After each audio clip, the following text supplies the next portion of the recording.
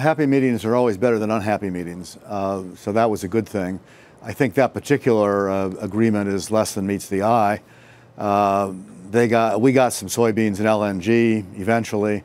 They got no car tariffs as long as we're talking. The negotiation is likely to be a long one. It's really TTIP, the Obama Transatlantic Trade Investment Partnership all over again.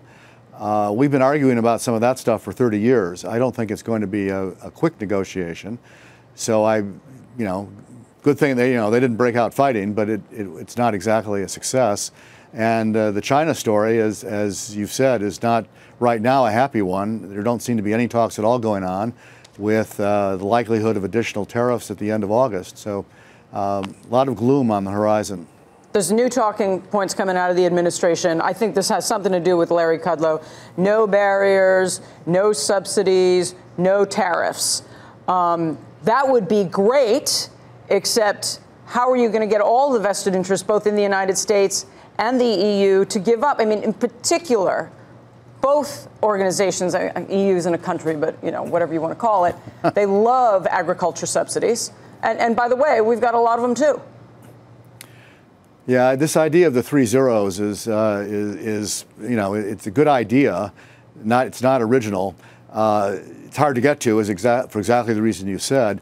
The way you get there is you just keep taking things off the table until there's very little left. You say, okay, we're not going to talk about agriculture, so that's off the table. We're not going to talk about GMOs or geographical indications, which is also agriculture. We're not going to do this standard because it's too hard. We're not going to do that standard because it's too hard. So pretty soon you have very little left, and then you can reach an agreement, but it's not much of an agreement.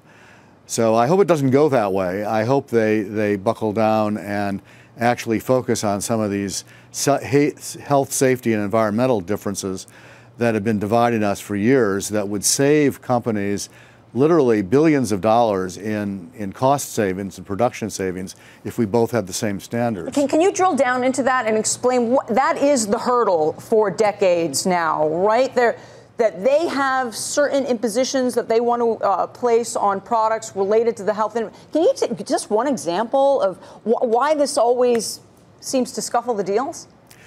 Well, to begin with, both sides have regulators in this area, and they both say regulatory harmonization is really a good thing. If the other guys would just do it our way, everything would be fine, and both sides say that. And it's frustrating because the goal is the same. We have different standards for seat belts, for example, in automobiles. The standards have the same purpose, to make sure people don't die in crashes, but we do them a different way. And that forces auto designers and manufacturers to produce automobiles that have two different standards. Wasn't there a time when before this talk about regulatory harmonization, where actually both sides would say, okay, we think your seatbelt rules are okay, and you can think ours are okay, and then we don't actually have to harmonize the two. We can just agree that both are pretty good and call it a deal? And it's changed? We were heading in that direction in the last administration. Under TTIP, it was slow going because the regulators didn't want to do it, but we were getting there sort of inch by inch. And then, the administration's changed and TTIP got put on the back burner.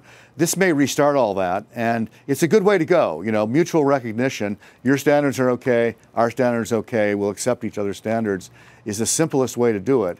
There's still some resistance, though.